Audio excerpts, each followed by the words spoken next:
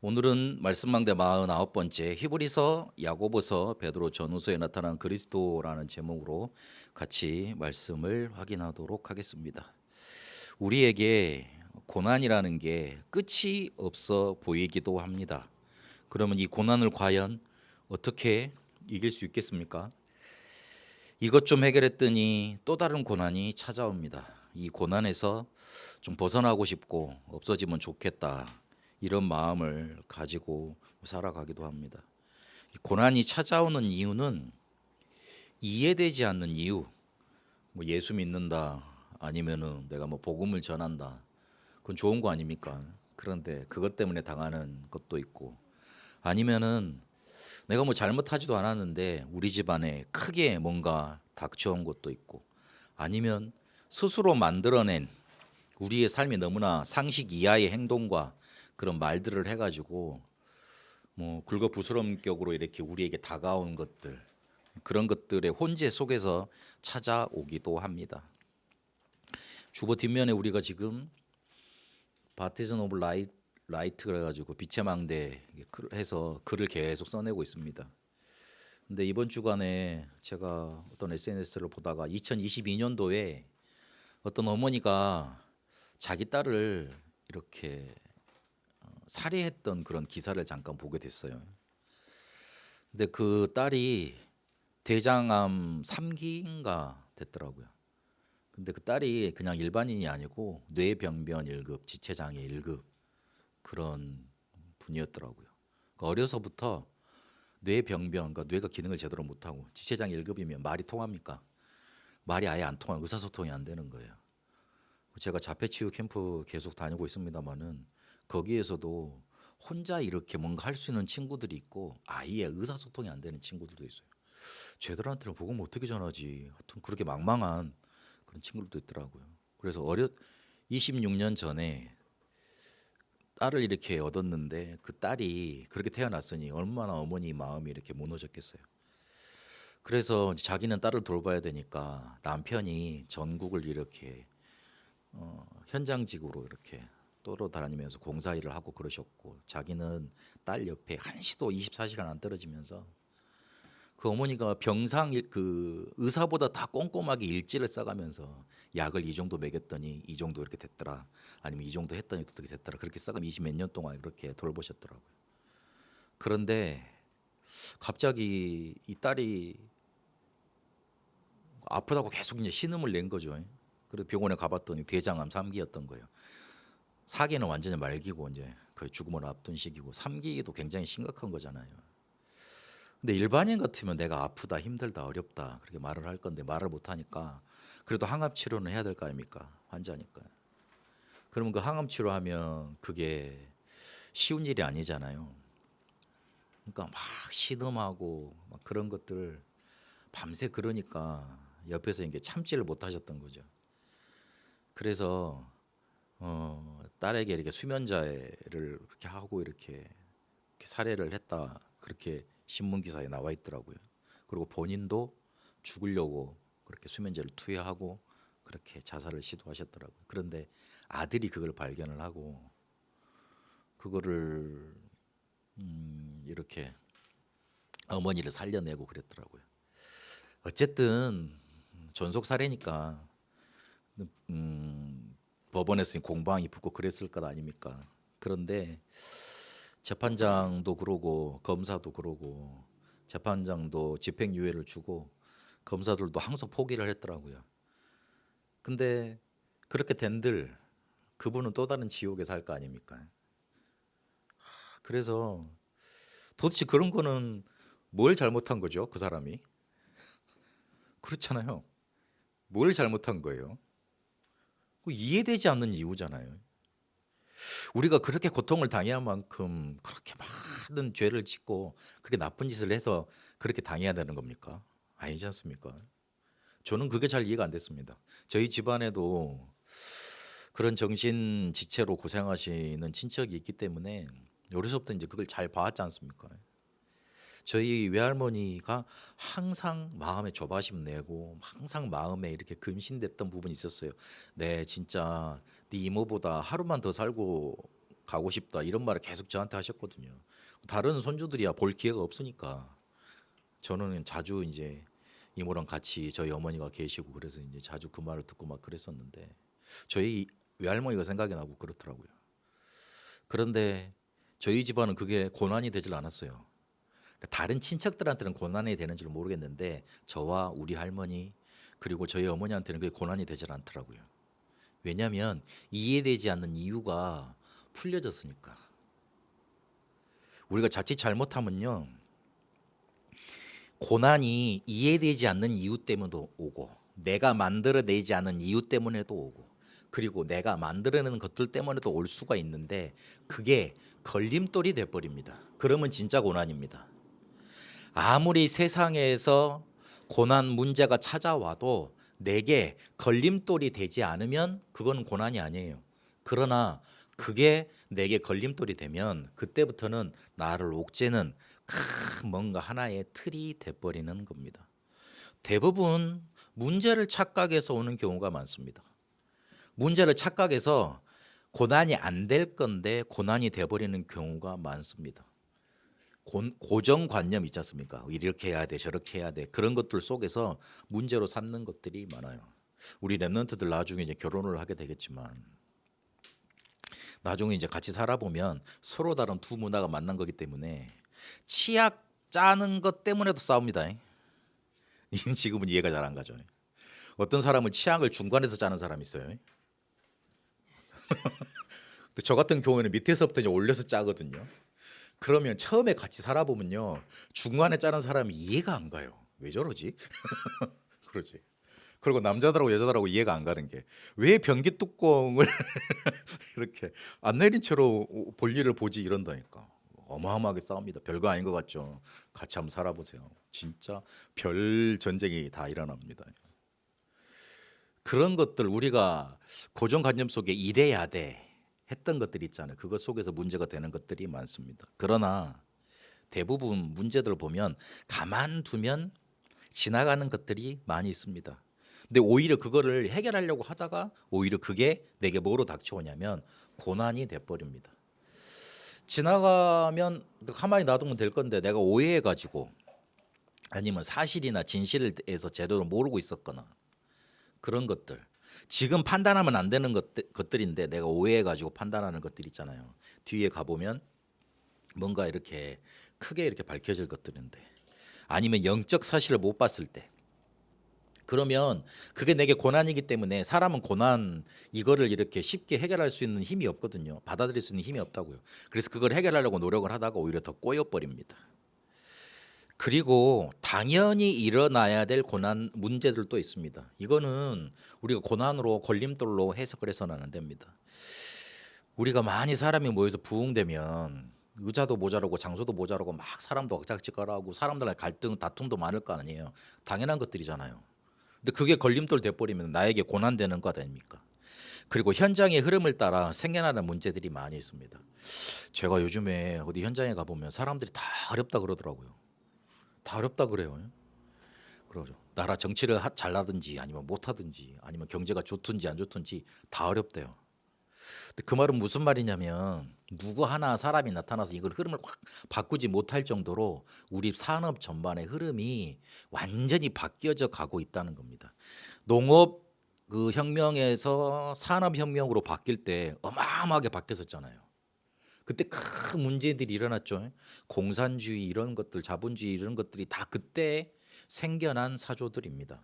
그러니까 뭔가 사회가 흐름이 확 변할 때 그때 뭔가 크게 터지고 막 이랬었거든요. 지금 우리가 그런 시대에 살고 있어요. 우리가 지금 그런 시대를 맞이해 버렸다니까요. 하다가 보면은 완전히 막 이렇게 바뀌어져 있는 그런 세상을 맞이하게 되는 그런 흐름 속에 있습니다. 그 흐름을 못 보면 힘들다 어렵다 그런 것들이 내게 고난이 되는 겁니다. 그리고 진짜 문제라면 적극적으로 대처를 해야 되죠. 진짜 문제 될 것 같으면 오히려 그걸 어떻게 대처를 하느냐 축복으로 활용해야 됩니다. 만약 나를 뛰어넘는 인물들이 내 밑에 올 수도 있을 건 아닙니까? 나보다 잘하는 사람들. 그런데 사람들이 거의 대부분 나보다 잘하는 사람들이 내 밑에 있으면 그거를 이렇게 누르려고 그러지 시기 질투해서 이렇게 없애려고 그러지 딴 데로 보내려고 그러지 대부분 품거나 같이 갈 생각을 거의 못합니다. 그때는 그릇을 넓히고 자리를 만들고 조직을 갖추고 하나님의 더 큰 계획을 찾아내야 됩니다. 고난이 우리에게 오게 됩니다. 그러나 어떤 이유에서든지 그거를 걸림돌로 만들어서는 안 됩니다. 안 그러면 우리가 고난 그것만 해결하다가 고난에서 잡혀 있다가 나중 보면 내 신앙생활이 저 뒤로 후퇴돼 있어요. 전혀 잘하지를 않는다니까요. 그거 문제 처리한다고. 초대교회 성도들은 고난이 많았습니다. 오늘 우리가 내 성경을 볼 건데 그 목사님 왜 이렇게 뒤에는 이렇게 뭐 함축해서 많이 합니까? 그렇게 말씀하신지 잘 물어볼 분들도 계시겠지만 52주의 요한계시록까지 딱 맞추려고 지금 이렇게 열심히 달려가고 있습니다. 그리고 52주의 요한계시록 딱 맞추고 내년에는 그러면 아담부터 시작을 해서 그리스도를 어떻게 인물 중심으로 그 사람들이 그리스도를 누렸나, 내년에는 그렇게 인물 중심으로 그리스도를 어떻게 누렸는가 확인해 보도록 하겠습니다. 그런데 오늘 읽었던 네 가지 성경은 공통점이 딱 하나가 있습니다. 이 사람들이 복음 가지고 있고 복음을 전하는데 고난을 받았어요. 복음 전하고 복음 가졌다는 이유로. 이 사람들 억울할 거 아니에요. 그런데 이 초대교회 성도들은 그걸 다 뛰어넘었습니다. 그래서 베드로가 그렇게 흩어진 제자들을 보고 뭐라 그랬냐면 흩어진 나그네라고 말하면서 명하면서 이렇게 그들에게 위로될 메시지, 이겨내야 될 메시지를 주고 있는 겁니다. 그런 공통점이 있습니다. 흩어진 나그네라는 것은 그들의 지금 현재 상황을 말하고 있는 겁니다. 그러나 그들의 정체성은 7포인트로 하나님이 설명해 주셨습니다. 미안하지만 남은 자였어요. 버려진 자 같지만 남은 자였어요. 고난 받는 자 같지만 여정을 가는, 하나님이 이끌어가는 여정을 가는 순례자였습니다. 그들이 힘이 없는 것 같지만 그들에게 다 무릎 꿇었습니다. 정복자. 그들이 흩어진 자였습니다. 쫓겨난 자들이었습니다. 아닙니다. 파송된 자들입니다. 하나님이 거기다 갖다 놓으신 사람들이었던 겁니다. 그들은 그렇게 그 자리에 서서 자기를 지키고 후대를 지키고 믿음을 지키는 파수꾼으로 섰고, 그리고 오히려 흑암 세력을 정복하는 일을 하는 정탐꾼, 그리고 사람들을 살릴 수 있는 깃발을 세우는 사람들이었습니다. 그들의 정체성은 제자였습니다. 히브리서 11장 34절 38절에 보니까 불의 세력을 멸하기도 하며 칼날을 피하기도 하며 연약한 가운데서 강하게 되기도 하며 전쟁에 용감하게 되어 이방 사람들의 잔을 물리기도 하며 여자들은 자기의 죽은 자들을 부활로 받아들이기도 하며. 남자들이 많이 죽었다는 소리 아닙니까? 전쟁에 많이 끌려나가서. 근데 그거를 부활의 소망으로 다시 만나겠다는 그런 희망을 받아들였던 거 아닙니까? 또 어떤 이들은 더 좋은 부활을 얻고자 하여 심한 고통을 받되 구차히 풀려나기를 원하지 아니하였으며. 다니엘 세 친구가 그랬던 것처럼 그리 아니하실지라도 그런 믿음의 고백으로 죽음을 그렇게 받아들였다는 것 아닙니까? 또 어떤 이들은 조롱과 치치질뿐 아니라 결박과 옥에 갇히는 시련도 받았으며. 제가 중국을 잠깐 경유해서 올 때마다 항상 들리는 곳이 한 곳들이 있습니다. 우리 그 선조들이 예전에 독립운동했던 임시정부청사, 이번에는 항저우로 들렸다 왔는데 상해에서 처음 됐다가 그 다음에 옮겨간 곳이 항저우대요. 근데 항저우를 갔다 왔는데 그 항저우 거기도 이렇게 허름한 건물에 몇 층, 2층인가 3층인가 그 되는 건물에 임시정부를 만들어서 거기서 일을 하셨더라고요. 히브리서 11장이 생각이 나더라고요. 지금 이 성경 구절이 생각나더라고요. 과연 우리 선조들은 계란의 바위치기인데 그거보다 더 심했을 것인데 독립이 돼서 우리 후대들이 자주권을 가지고 그렇게 세계에 이름을 떨치는 나라가 됐으리라고 상상을 하고 그 일을 했을까, 이 생각이 들더라고요. 그들의 처지가 너무나 안타깝기도 하고 너무 그들에게 미안하기도 하고 또한 고맙기도 하고 아무것도 보이지 않잖아요. 근데 그들에게 닥쳐 있는 건 뭔가 크나큰 권력의 이렇게 핍박과 그리고 아무도 알아주지 않고 어디에다가 손 내밀 수 없는 그런 막막한 아니었겠습니까? 그런데 뭘 보고 그렇게 싸웠을까요? 복음도 아닌데. 참, 그래서 히브리서 11장이 생각나더라고요. 이 히브리서 11장에 이렇게 고통받던 초대교회 성도들은 무슨 소망이 있었길래 그 일을 했답니까? 조롱하고 채찍질하고 핍박하고 조롱만 당해도 막 심장이 벌렁거리고 그러는데, 너무 열이 나고 그러는데, 때리고 핍박하고 심지어는 죽이기까지도 하고 그러는데, 그냥 단지 예수 믿는다는 그거 하나 때문에, 예수를 그리스도라고 고백한다는 거, 전한다는 그 이유 하나 때문에 그랬는데, 그들은 궁핍과 환난과 학대를 받았으나 이런 사람은 세상이 감당하지 못하였느니라. 그들이 망했습니까? 세상이 그들을 마음껏 조롱했습니다. 사단은 기독교인들만 없애려고 정치, 경제, 문화, 사회 이런 모든 것들을 동원해서 복음 가진 기독교인만 없애려고 지금까지 총 뭔가 이렇게 그런 것들을 동원해서 핍박을 해왔습니다. 그러나 성경은 그렇다고 해서 복음 가진 자들이 망했냐? 이걸 말하고 있습니다. 오히려 세상이 그들을 감당하지 못했지 않냐. 그들이 가졌던 복음이 아니면 세상의 재앙을 막을 수 없지 않냐. 그거를 증언해 주고 계십니다. 우리가 고난 당하는 것 같지만 하나님은 우리를 세상을 살릴 그리스도의 제자로 예비하셨고 또 그렇게 불렀습니다. 이거를 확인하시는 축복이 여러분에게 넘쳐나시기를 축원드립니다. 그래서 고난이 우리에게 문제되지 않습니다. 왜 우리에게 고난이 문제되지 않습니까? 요한복음 14장 26절 27절에 보면 보혜사 곧 아버지께서 내 이름으로 보내실 성령 그가 너희에게 모든 것을 가르치고 내가 너희에게 말한 모든 것을 생각나게 하리라. 평안을 너희에게 끼치노니 곧 나의 평안을 너희에게 주노라. 내가 너희에게 주는 것은 세상에 주는 것과 같지 아니하리니 너희는 마음에 근심하지도 말고 두려워하지도 말라. 이 평안이 초대교회 성도들에게, 흩어진 나그네들에게, 복음을 가졌던 그 제자들에게 임했던 겁니다. 하나님은 우리에게 이거를 약속하셨어요. 우리가 그리스도 한 번 제대로 알았는데 세상에서 받을 수 없었던 참된 위로와 평안이 임해버린 거예요. 제가 이거를 체험하고 나니까 세상 그 어떤 것도 저에게는 문제되지 않더라고요. 제가 이거를 놓쳤을 때 그 작은 것들도 제게는 고통이 되던데, 이 평안을 내가 누리고 이 위로가 내게 정말로 임했다는 사실을 정말로 누리고 나니 문제될 게 없어지더라고요. 그래서 우리는 오늘도 그리스도가 어떤 분으로 우리에게 계시되었고 우리에게 나타났는지 오늘 우리는 언약을 붙잡아야 됩니다. 그리스도는 우월하시다, 유일하신 분이다. 그 그리스도의 우월성과 유일성을 우리에게 나타내 주십니다. 히브리서 11장 1절에서 2절까지 보니까 아들을 통하여 말씀하셨으니 선지자지요. 히브리서 1장 3절에 보니까 죄를 정결케 하는 일을 하셨다, 제사장이요. 그리고 히브리서 1장 8절에서 14절까지 보니까 주의 보좌는 영영하시다. 그러면서 왕으로 그리스도를 나타내주고 계십니다. 히브리서 처음 서두에 예수님은 그리스도이신데 그 그리스도는 선지자, 제사장, 왕의 일을 하셨다. 그렇게 나타내주고 계십니다.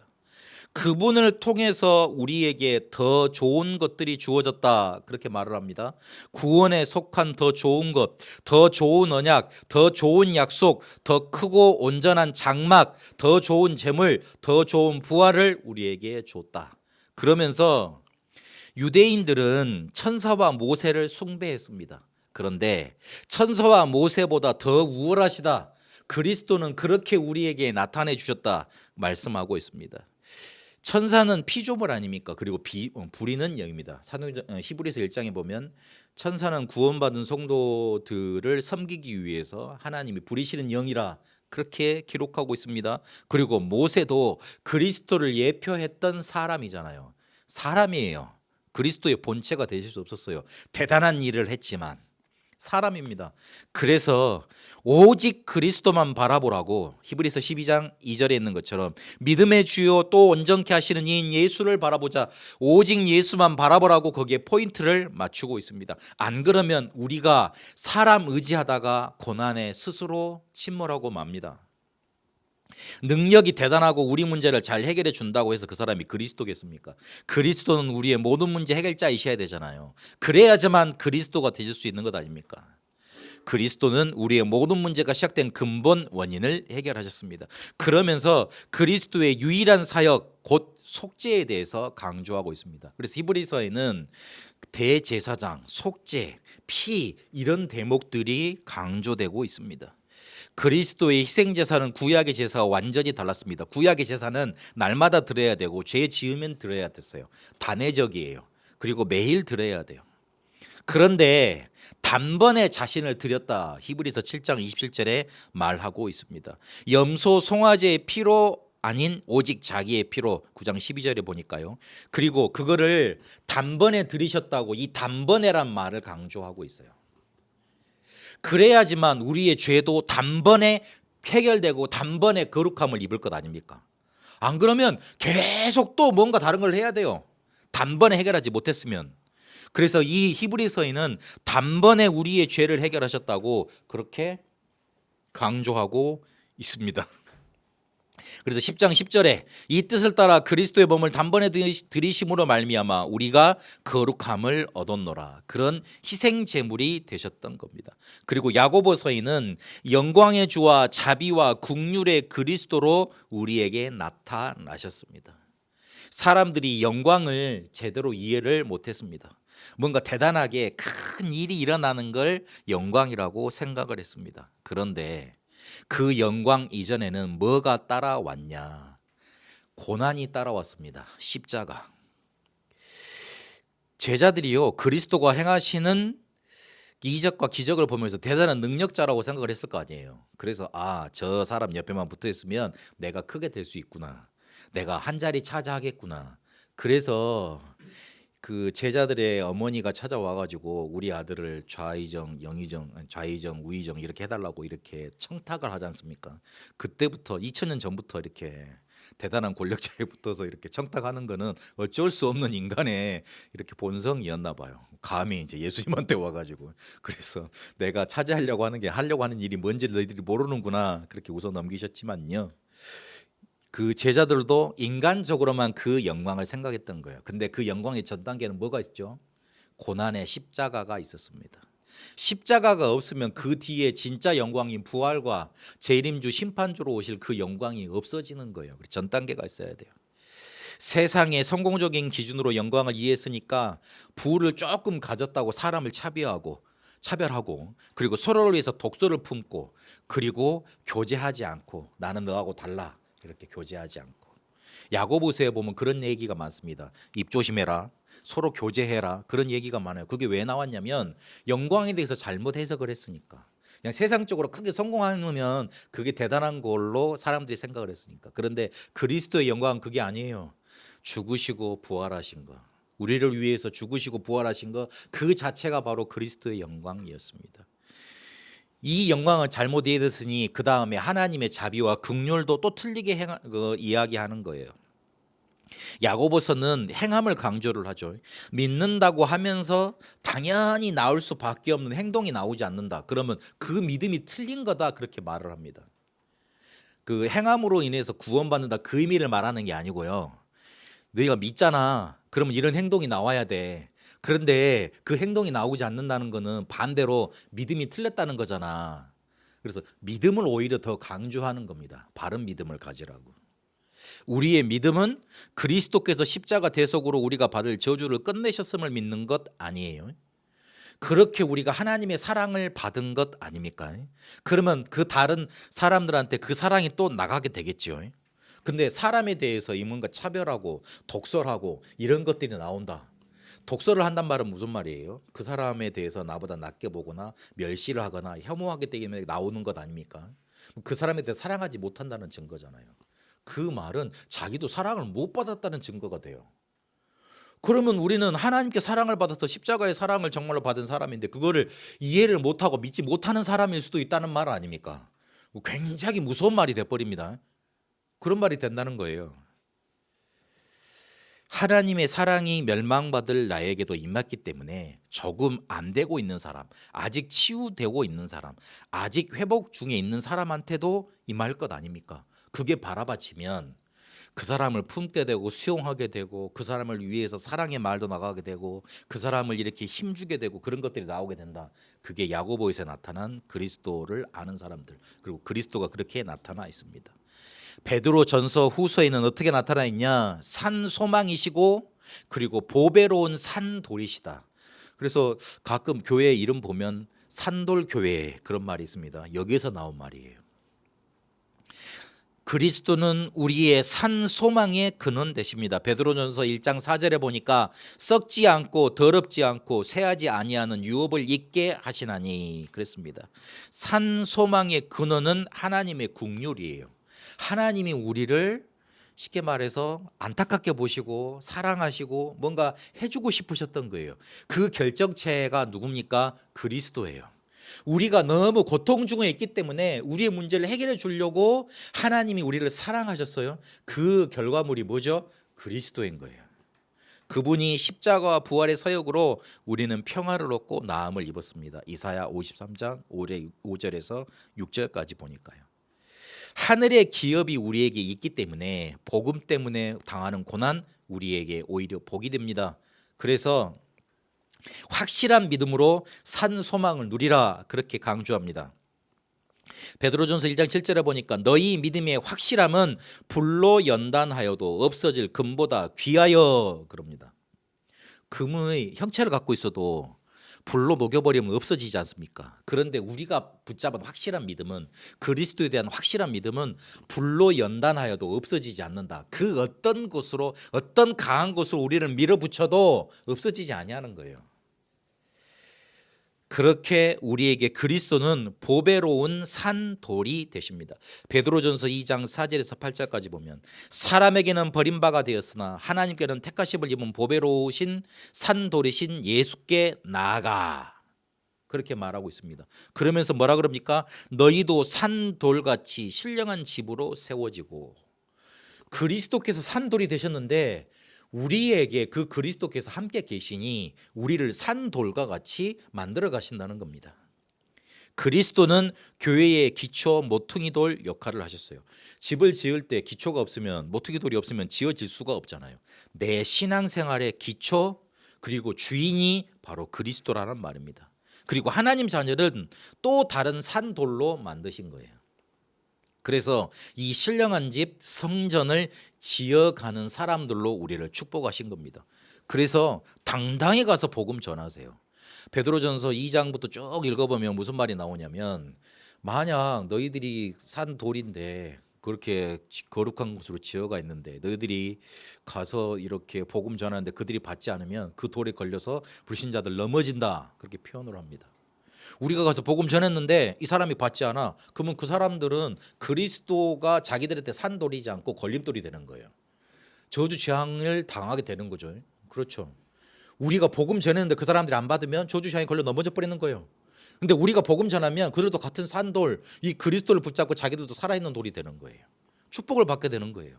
그래서 당당히 가서 복음 전할 수 있는 그런 축복을 우리에게 주신 겁니다. 말씀을 마치면서요, 여러분 근원적인 힘을 얻으셔야 됩니다. 그리스도로 근원적인 힘을 얻어야지만 우리에게 다가오는 문제, 내가 잘못해서 왔든 그리고 이유 알지 못해서 왔든 또 이유가 있어서 왔든 그게 우리에게 걸림돌이 되지 않습니다. 그래서 하나님의 능력을 믿는 여유, 이게 우리에게 임해야 됩니다. 그래야지만 세상에서 넉넉히 이겨낼 수 있습니다. 성령이 증언하는 것 있습니다. 고난이냐? 아니야, 고난 아니다. 세계 복음화가 성취되는 그 핵심 자리에, 그 시간표에 내가 너를 밀어 넣었다, 그걸 증거하고 계십니다. 그래서 항상 세 가지가 되는 은혜 누리시기를 축복합니다. 히브리서 4장 16절에 보면 그러므로 우리는 긍휼하심을 받고 때를 따라 돕는 은혜를 얻기 위하여 은혜의 보좌 앞에 담대히 나아갈 것이니라. 매일 3집중으로 은혜 받으세요. 그리고 매시 말씀, 기도응답, 나에게 힘 주시는 거 그거 확인하세요. 그리고 매사 나에게 플랫폼이 생기도록, 나에게 안테나가 생기도록, 파수망대가 생기도록 300%로 인도받아 가세요. 이게 어려운 일이냐? 아니에요. 그러면 쉬운 일이냐? 맞을 수 있어요. 그러나 꼭 해야 될 일이에요. 우리에게 날마다 우리를 살리는 여유가 있어야 돼요. 그래서 하나님의 은혜가 있어야 돼요. 때를 따라 돕는 은혜를 어떻게 얻을 거예요? 이렇게 기도로 얻어가야지. 그래서 근원을 살려내는 절대 망대가 내게 서도록, 그래서 하나님이 주신 근원적인 은혜를 받도록, 이러면 미리 응답받고 세상을 살리러 갈 수 있습니다. 안 그러면 사단이 만들어 놓은 그 조직과 시스템 안에서 종노릇 해야 됩니다. 기껏 해본들 종노릇이 돼요. 기껏 해본들 남 좋은 일 시켜요. 기껏 해본들 내 건강 무너지고 남 좋은 일 시킨다니까요. 반대로 바꿔야 돼요. 그러면 바꿔야 됩니다. 하나님이 주시는 때를 따라 도는 은혜를 붙잡고 매일 매시 매사 그렇게 하나님 주신 은혜를 받아야 됩니다. 그리고 항상 세 가지 습관을 들이시기를 바랍니다. 베드로전서 3장 18절 상반부에 보면 이렇게 말씀하십니다. 오직 우리 주 곧 예수 그리스도의 은혜와 그리고 그를 아는 지식에서 자라가라, 그렇게 말을 하고 있습니다. 은혜 받았잖아요. 그리고 아는 지식에서 자라가라 그랬습니다. 요즘 메시지로 말씀을 전달해 보겠습니다. 편집해야 돼요. 항상 내가 하는 일 속에 자료들을 확인해야 됩니다. 남들은 어떻게 하고 있는가. 그러면 말씀에서 꼭 답이 나오게 돼 있습니다. 세상에서 제일 돈이 많았던 사람 성경에 있습니다.